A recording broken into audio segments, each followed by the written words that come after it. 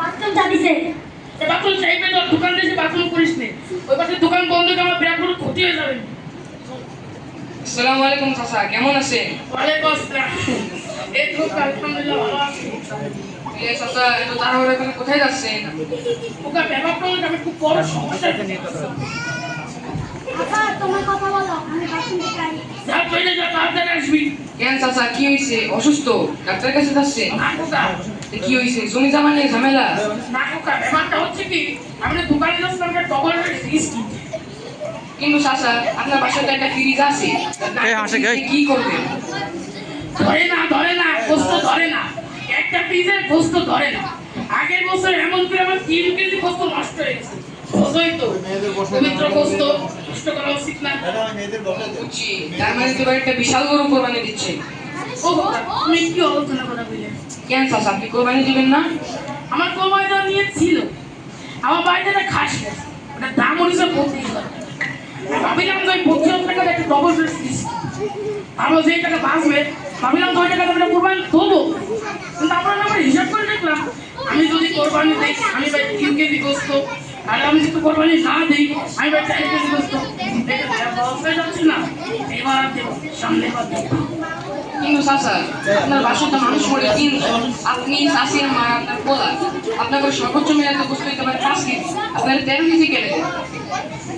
ব্যাপারটা হচ্ছে কি মসজিদে গুনতি লেখার সময় একটু গুনতি বেশি, কিন্তু চাচা মসজিদের কোনটিতে দেওয়া থেকে বেশি। এবার তোমার জামাই মেয়ে আছে না, আপনার জামাই মেয়ে তো ওখানে কোরবানি দিচ্ছে।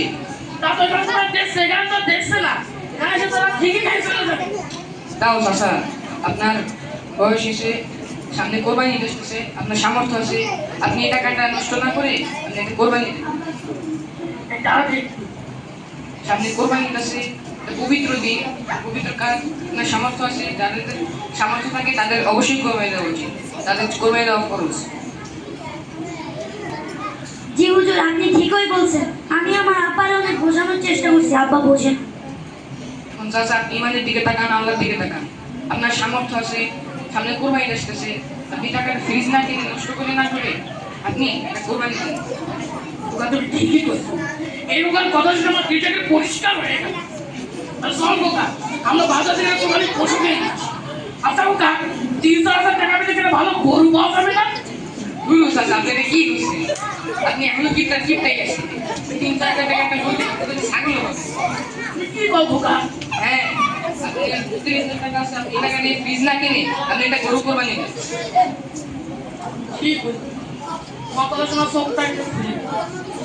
চল বোকা, আমরা 25,000 টাকা দিয়ে একটা ডবল ফ্রিজ না কিনে এটা কোরবানি গরু কিনে নিয়ে আসি।